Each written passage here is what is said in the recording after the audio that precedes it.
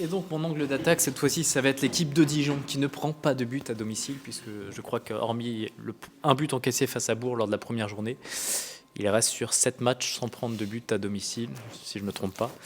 Donc la question c'est de savoir comment QRM compte s'y prendre un petit peu pour mettre à mal la défense, cette solide défense dijonnaise dans son stade. Ouais, ils ont de l'efficacité défensive, mais ils ont aussi un peu de réussite, comme le penalty de Châteauroux dès le début du match, qui a pas été marqué. Mais voilà, c'est une équipe qui défend bien, qui presse bien. Je pense que la première qualité, c'est d'essayer d'aller chercher l'adversaire haut. Donc elle s'est privée l'adversaire de verticalité dans le jeu. Donc, euh, donc ensuite, depuis quelques matchs, ils ont aussi l'absence de Mendy derrière, qui est bien compensé par un jeune défenseur. Mais voilà, on a ciblé quelques axes d'attaque que je ne vais pas vous dévoiler aujourd'hui. Mais en tout cas, on a l'ambition de faire plier cette défense, mais on respecte beaucoup le travail qui est fait par cet adversaire, parce qu'il est de qualité. Sachant que ce n'est pas du tout la même équipe que vous aviez affrontée ici à l'aller, une équipe qui était pas très bien hein, à l'époque. Vous aviez encore, t'avais encore Noah Kadiou, tu avais encore Samuel Loric, c'était le match, et Mamadou Camara, voilà, le match où tu avais encore les anciens de Ligue 2. Cette équipe dijonnaise a complètement changé, ça sera plus du tout la même que celle qui est venue ici à Dijon. Ouais, mais l'animation reste la même, hein. Ils sont tout le temps, enfin, ils sont toujours fidèles à leur 4-4 de losange. Ils maîtrisent parfaitement, quels que soient les joueurs qui animent ou qui jouent au milieu de terrain. Et puis ils ont des joueurs d'expérience, Quentin Bernard derrière, voilà, qui est un des moteurs de cette équipe, que ce soit défensivement et que ce soit dans la relance. Contre nous, il y aura l'absence de Marié, là. J'ai vu qu'il s'était blessé au coude. Mais voilà, je sais qu'ils peuvent mettre eux aussi beaucoup de verticalité dans leur jeu. Ils ont des attaquants de profondeur. Et même si on peut penser d'abord à comment faire plier cette défense, le premier objectif, ça va être de bien défendre de notre côté. Quentin Bernard, que tu connais bien, j'imagine, par Cool, son je connais passé un au peu, ouais. Serrois, Ouais, notamment. ouais. Ouais. Ouais, non, qui a ramené tout de suite quelque chose à cette équipe. On l'a vu au match aller, hein. Au match aller, il était au club depuis 2 jours et puis il a joué Ouais. titulaire. Donc, non, non, ils ont un bon amalgame dans leur équipe entre des jeunes joueurs qui sortent de post-formation, qui ont été cherchés un petit peu à gauche, à droite et qui ont maintenant ce niveau du championnat national. Mais voilà, nous aussi on a des qualités, hein. Donc voilà, ça va être un match compliqué pour nous, mais on sait on doit jouer à l'extérieur pas mal d'équipes du haut du tableau sur cette deuxième partie de saison et on rentrera tout de suite dans le vif du sujet sur cette phase de retour. Là, au classement, quels sont un petit peu les objectifs? Est-ce que tu regardes plutôt vers le bas pour surveiller la zone de maintien? Est-ce que tu regardes un petit peu en haut? Et est-ce que tu as le sentiment d'avoir peut-être raté le coche face à Villefranche parce qu'il y avait l'occasion de se rapprocher quand même un petit peu de ce podium-là Oui, non, mais c'est clair qu'on aurait pu avoir, on peut y avoir l'occasion, tout le monde nous l'a dit avant le match, donc peut-être qu'on a aussi peut-être trop pensé à ça, mais voilà, on sait d'où on vient. Maintenant, c'est déjà tout à fait correct d'être placé à cette place-là après ce qu'on a vécu. Maintenant, il faut avoir l'ambition de prendre rapidement les points du maintien pour pouvoir ensuite regarder un peu plus haut. Mais voilà, il ne faut pas du tout se prendre pour ce qu'on n'est pas. On a encore beaucoup de progrès à accomplir. On a vu qu'on était capable de rater des débuts de match, qu'on était capable de rater des fins de match. Donc on n'est pas encore, je dirais, au niveau optimum pour pouvoir jouer les premiers rôles dans ce championnat. Mais en tout cas, on a des joueurs qui ont de la qualité et j'espère qu'on va confirmer ça sur la phase retour.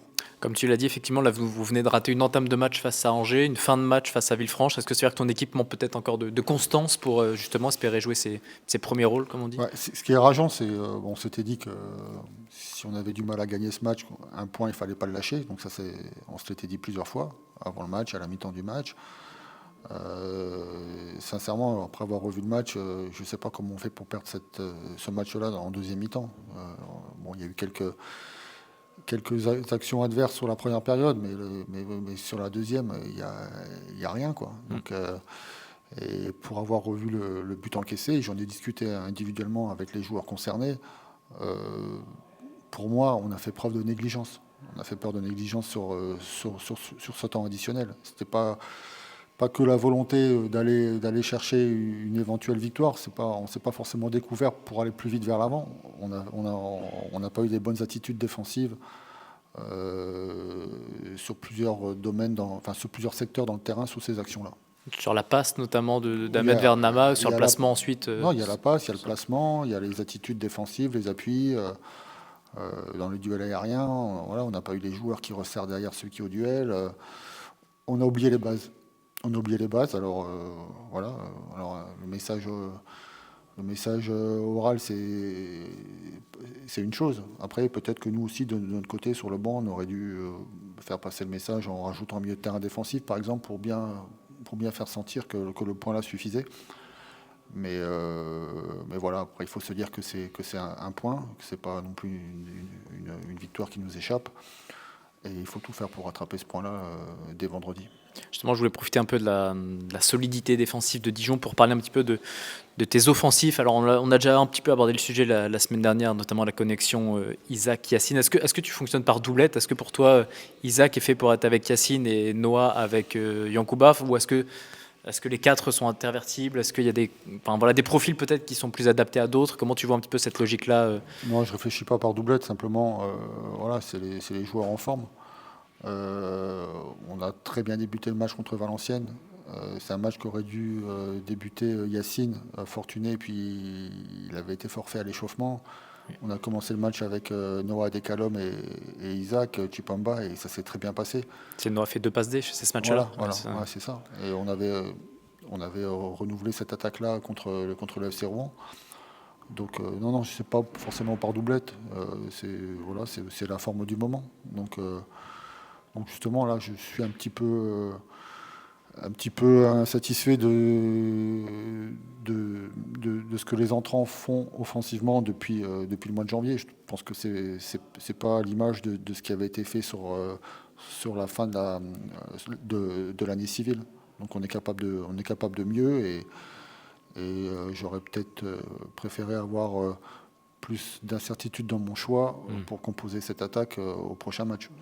Là, l'idée, c'est quoi? C'est que Yacine serve peut-être un petit peu plus d'appui, puisse être peut-être plus à la dernière passe et Isaac à la conclusion. Est-ce qu'il y a une logique? Je sais aussi que Yacine est souvent recherché par les dégagements de par son jeu de tête, son jeu aérien.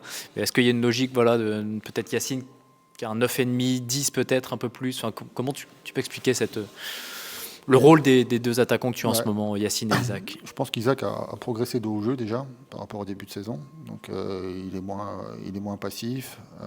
Et puis techniquement, je pense qu'il a franchi un cap aussi. Donc il s'est gardé un ballon, il s'est remisé. Et sa capacité, c'est aussi de prendre la profondeur. Et Yacine allie aussi les deux. Donc moi, je sais qu'il est capable de prendre la profondeur. Il l'avait montré notamment sur le match au Paris FC, sur une super action côté droit. Donc c'est c'est un attaquant qui va vite aussi. Maintenant, ça dépend de notre animation. On peut avoir deux attaquants et puis Belka en dessous. On peut avoir Isaac devant et puis Belka et Yacine un peu plus bas. L'idée générale, c'est que Yacine, quand même, c'est un garçon qui arrive à fuir un peu les duels de par ses déplacements. Donc effectivement, vous allez le voir peut-être moins à la limite du hors-jeu qu'Isaac. Et puis on l'a vu sur le but contre Angers. Il est capable aussi, dans le collectif, en une touche de balle, de permettre à un mouvement d'arriver au bout. L'idée, c'est qu'il se trouve peut-être dans les zones libres un petit peu plus facilement, qu'il arrive à se démarquer. Ouais, après, il faut aussi laisser de la créativité aux joueurs. Donc il y a un cadre qui est très défini pour défendre, chacun dans son rôle. Après, offensivement, on a aussi des joueurs d'instinct. Et là, eux arrivent particulièrement bien à se trouver depuis quelques matchs. Mais voilà, l'idée, c'est de pas être forcément trop lisible pour l'adversaire. Et Yacine, il a cette qualité-là. Et puis c'est un joueur quand même qui a quelques années de plus qu'Isaac, qui a du vécu. Et aujourd'hui, en tout cas, il montre d'autres choses bien plus importantes que ce que ça a été en début de saison. Et puis un petit mot sur, alors cette fois-ci on passe dans le secteur défensif sur Yanis qui va te succéder ici. Un petit peu, qu'est-ce que tu penses de ce joueur? C'est vrai que moi à un moment j'étais tombé sur une vidéo sur Instagram, je crois, où il expliquait qu'à une époque c'est du genre un peu le jeune à faire un peu des conneries, je mets des guillemets, mais être un petit peu foufou, et que maintenant il était beaucoup plus cadré. Est-ce que tu le ressens ça? Est-ce que c'est un joueur qui est bon aussi dans l'entraînement invisible? Enfin, qu'est-ce que tu peux dire à ce sujet sur Yanis, qui reste encore un jeune joueur? Non, c'est un joueur sérieux qui a la mentalité professionnelle. Donc à un moment, il nous a apporté de la fraîcheur. Lui, parce qu'on a déjà parlé de son côté un peu leader par rapport à son âge, c'est quand même rare d'avoir des garçons qui s'expriment comme ça dans le vestiaire. Donc ça, c'est un côté très positif. Il a profité aussi, et on a profité aussi de ses qualités par rapport au système de jeu. Donc d'avoir sa qualité de relance, de passe. Maintenant, c'est un garçon qui doit gagner en régularité. Il est capable de faire de très bonnes prestations comme il a fait, enfin comme il les a faites. Mais voilà, il a commis des erreurs aussi, comme ça a été le cas contre Concarneau. Il a des petits sauts de concentration encore.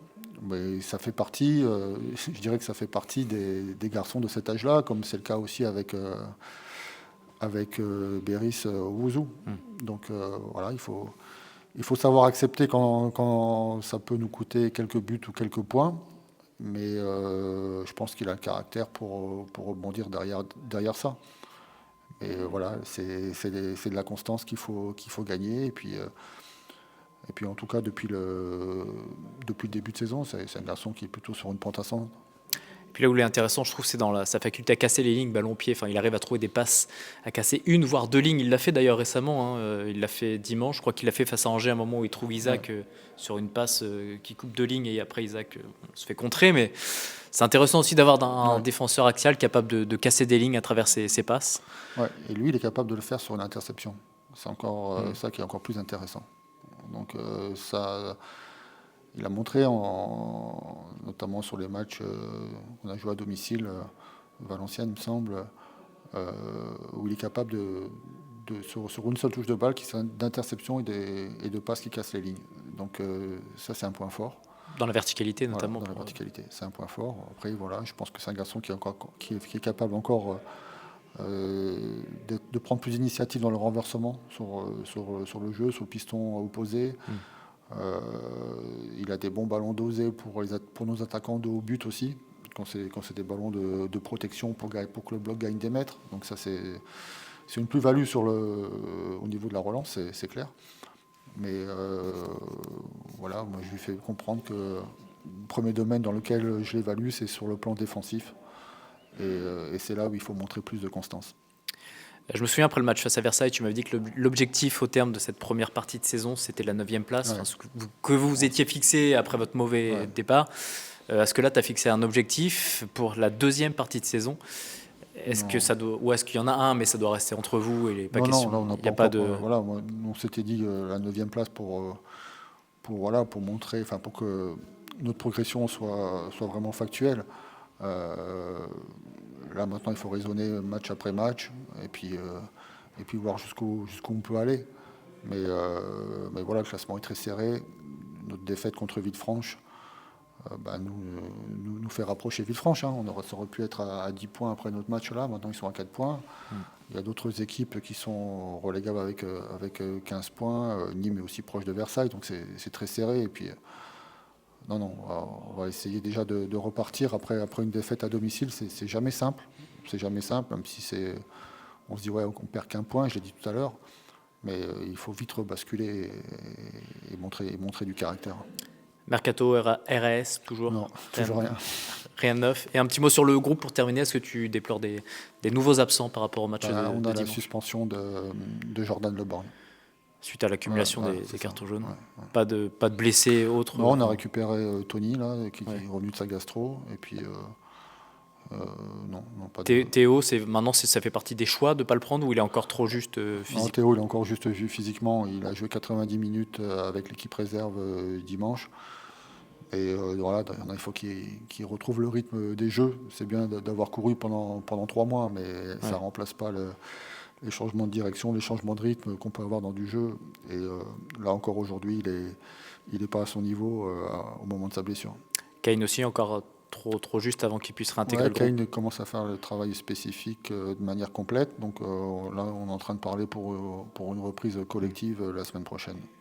Allez Yanis, déjà, est-ce que vous n'avez pas l'impression d'avoir raté le coche dimanche face à Villefranche, compte tenu des autres résultats? C'est vrai que pour la première fois, vous auriez pu vous rapprocher un petit peu du podium. Est-ce qu'il y a la sensation d'avoir peut-être raté un petit tournant? Rater un tournant, j'irai pas jusque-là, mais c'est clair qu'on a raté une bonne occasion de se rapprocher du podium, oui. Mais c'est pas, je pense pas que ce soit un tournant de la saison, mais c'est une belle occasion qu'on a loupée, ouais. Et malgré ça, tu penses que vous allez pouvoir quand même, alors peut-être pas jouer les premiers rôles, mais vous rapprocher de ces premières places, malgré les 8 points qui vous séparent aujourd'hui du Bien podium, sûr. justement? Bien sûr, oui. C'est pas un problème pour nous. On peut le faire, oui, c'est sûr. Comment vous avez abordé cet enchaînement de 3 matchs? Vous avez joué Versailles, Angers, puis Villefranche, justement. Ça n'a pas Ouais. été trop compliqué d'enchaîner tout ça Compliqué, oui, c'est plus compliqué que quand on a un match par semaine, c'est sûr. Mais franchement, on a pris match par match. C'est pas, je pense qu'on a joué à fond tous. Et après, ça l'a fait et ça l'a pas fait, hein. Là, vous allez jouer une équipe de Dijon qui n'a pas pris de but à domicile depuis 7 rencontres, je crois. Ils en ont pris un seul, c'était lors de la première journée. Ok. Alors toi, tu n'es pas le premier concerné, puisque tu ne joues pas devant, mais comment vous allez vous y prendre pour essayer de mettre à mal cette très solide défense de Dijon? On va s'y prendre comme d'habitude, comme on sait faire. On va pas créer quelque chose de nouveau ce jour-là. On a l'habitude de marquer, on marque. En ce moment, je pense qu'on marque, à part le dernier match où ça a failli. Mais sinon, je pense qu'on arrive à marquer, on arrive chaque match à se créer des occasions. Donc Dijon, ce qui soit la meilleure défense ou pas, on va pas calculer ça, on va jouer comme on joue d'habitude et ça va le faire. Ouais, parce que ça peut être dangereux parfois de vouloir changer ses plans Exact. parce que l'adversaire est bon dans un domaine ou un autre. Exactement, faut pas qu'on déjoue à cause de l'adversaire. On a des principes qui sont forts, qui sont clairs. Et je pense que si on veut s'adapter à l'adversaire, c'est là où on va déjouer. Et là, oui, on risque de se confronter à un mur. Justement, je comptais parler un petit peu de votre attaque au moment d'aller à Dijon, donc d'Isaac et Yacine, puisqu'en ce moment, ce sont ces deux-là. Qu'est-ce que tu peux dire, toi, sur cette doublette d'attaquants? Je pense qu'ils se connectent de plus en plus. Ouais. Même nous, derrière, on sent, moi, personnellement, j'ai plus de facilité à les trouver. Les déplacements, ils sont libres. On commence vraiment à avoir des bons automatismes, eux aussi. Et puis, ils sont en confiance, hein. À part le dernier match, mais sinon, je pense qu'ils sont en confiance et ça le fait, les deux. Ils s'adaptent bien aux autres. Justement, sur les derniers matchs, j'ai trouvé que tu trouvais souvent Isaac, notamment. Tu arrives à casser des lignes avec des passes assez directes. C'est parce que tu arrives mieux peut-être à lire ses déplacements. Exact. Tu sens que c'est plus facile aujourd'hui qu'en début de saison de savoir où il se trouve. sûr. C'est sûr. Ça, c'est très vrai. Isaac et moi, on se trouve plus facilement. On n'a plus besoin de se parler. Je connais ses déplacements, il connaît mes passes. Je sais ses qualités, je sais ses défauts. Il connaît mes qualités, il connaît mes défauts. Donc forcément, oui, c'est plus huilé maintenant. Et je voudrais parler un petit peu de toi. J'étais tombé un moment sur une vidéo que tu avais mise sur Insta, où, enfin, je sais pas si on peut en parler, où tu disais qu'à l'époque, tu avais tendance à être peut-être un peu foufou, ou à faire des conneries, je mets des guillemets, je sais trop rien, mais et que voilà, ça, maintenant tu as appris je sais pas si on peut c'est une rigueur, Bien sûr. tu as grandi aussi, enfin, c'est une question de Oui. maturité, mais En fait, tout simplement, j'ai rencontré Dieu à un moment dans ma vie et ça a tout changé du tout au tout. Bon, je pense que vous l'avez vu dans ma vidéo, j'étais assez turbulent, assez, comme j'ai pu l'écrire aussi, turbulent, comme vous l'avez dit, un peu des conneries. Mais je pense que Dieu m'a vraiment sauvé et m'a changé de A à Z. Donc oui, ça influence ma personne et sur le terrain aussi, du coup. justement, en quoi ça se transcrit sur le terrain? Donc, ma gestion de colère déjà, la Ouais. gestion des émotions, la patience, le respect, l'humilité, toutes ces valeurs que Dieu m'a appris. C'est ce qui me sert aujourd'hui dans ma carrière. Et où il est venu ce changement-là? Enfin, si c'est pas trop indiscret, je Pas de sais pas, souci, mais à moi, quel ça me moment fait plaisir d'en parler. justement, à quel moment, tiens, t'as basculé du bon côté, justement? Ouais. En gros, faut savoir que moi, j'avais eu beaucoup de problèmes dans mes clubs aussi à cause de mon comportement. Donc, j'avais eu mes 3 derniers clubs, j'ai pas été gardé à cause de mon comportement. Donc, à un moment, vous savez, quand on se bat et on trouve pas la solution, en fait. À un moment, j'étais bloqué, je subissais qui j'étais, en fait. Je subissais vraiment mes défauts, ce côté en moi que je voulais pas. Ouais. Et à chaque fois, c'est des regrets, et on subit. Et après, tout simplement, Dieu s'est révélé à moi à travers des amis, des proches, à travers l'église que j'ai pu connaître aussi. Et à partir de là, j'ai vu la lumière, tout simplement. Et depuis ce jour-là, c'est plus pareil. C'est lié à des rencontres, Oui, au début, ça s'est passé avec mon meilleur ami, qui a connu quelqu'un qui est très proche de moi maintenant. et qui lui aussi était dans le même cas que moi, même, je dirais même un peu plus loin. Ok. Il faisait encore plus de bêtises. Et lui aussi a donné sa vie à Jésus. Et depuis ce jour-là, il a tout changé, comme moi. Tu penses que ça a pu te jouer des tours, ça je parle en Mhm. termes de football, que Ouais. sans ces petites bêtises que tu faisais à l'époque, tu serais peut-être plus haut aujourd'hui Oui, oui. Je pense vraiment que ça m'a joué des gros tours, des grosses opportunités que j'ai loupées. Par exemple, à Rennes, quand je m'entraînais avec les pros et à un moment, je descends avec la réserve, je fais n'importe quoi parce que je ne peux pas gérer ma déception. Même Lens, ma formation. Euh, Ensuite, à Ris Limassol, Hmm. où j'avais une très bonne opportunité de jouer les premiers rôles du pays, de jouer l'Europa League. Ouais, j'ai loupé des opportunités à cause de ça, mais je pense qu'aujourd'hui, c'est ça qui a fait que j'ai pu comprendre en fait. Hmm. Si tout ça, ça s'était passé bien, j'aurais jamais compris, je pense. Et je pense que Dieu a laissé ça se passer pour qu'aujourd'hui, je puisse comprendre que sans lui, je ne peux pas. Ça a servi de leçon quelque part. Exactement, on apprend de ses erreurs. J'imagine que tu préfères Yanis d'aujourd'hui de celui Ouais, je pense, hein, j'espère. il y a Ouais, 3 je ans. le préfère, ouais. Je préfère celui-là. Ouais. Donc c'est quand? C'est la saison dernière que ça a basculé? Enfin, Ouais, basculé, exactement, la saison dernière. Donc en fait, ce que je vous ai dit, c'est que ça s'est passé à Harris. Moi, Harris, c'était mon dernier club. Après, je me retrouve sans rien. Et là, je joue à Chambly. Ouais. Chambly, je me dis, ça y est, j'arrête. En gros, et j'arrête. Et j'essaye vraiment d'être carré, de travailler sur moi. Et j'arrive pas. J'ai encore des problèmes. Et c'est là où, la saison dernière, ouais, à Chambly, où j'ai compris, en fait. Et c'est là où tout le processus a commencé. La saison dernière, ouais. J'imagine que c'est plus appréciable aussi aujourd'hui de Mm. savoir qu'on est plus patient, qu'on s'énerve Bien sûr. moins. Parce que même à un Bien sûr. moment, à QRM, tu jouais pas forcément début de Exact. saison, t'aurais pu. Exact. Exactement. Et oui, c'est là où je vois les fruits. C'est qu'on a beau dire qu'on fait ci, qu'on fait ça, qu'on aime Dieu, etc. Mais ce qui compte, c'est ce qu'on fait et les épreuves qu'on a. Et l'épreuve que j'ai eu au début de saison, c'est là où j'ai pu voir que j'avais changé. Parce qu'il y a 2 ans, tu aurais peut-être agi différemment. Ouais, sûrement. Ouais. J'aurais pas pu gérer ma frustration en fait. Ouais. Je n'arrivais pas à gérer ma frustration. Quand j'étais frustré, il fallait que je le manifeste d'une manière ou d'une autre. Alors que là, j'ai dû prendre sur moi, travailler, être patient, et après lui faire confiance tout simplement et regarder comment il a fait les choses aujourd'hui. Ça va un peu mieux, je pense, qu'au début de saison. Ouais. Donc voilà. Très bien. Mm. Pour terminer, on va revenir Ouais. encore sur ce match à Dijon. Ok. Voilà, ça va être quoi un petit peu l'objectif? L'objectif, c'est de relancer une dynamique, tout simplement. Je pense qu'on a enchaîné 2 défaites, même si c'est pas un championnat, même si c'était contre une Ligue 1, c'est quand même 2 défaites. Ouais. Et je pense qu'à partir de ce moment-là, il faut couper la mauvaise dynamique, entre guillemets. Donc, ouais, je pense que ça va être juste. L'objectif, c'est ça, de couper la mauvaise dynamique.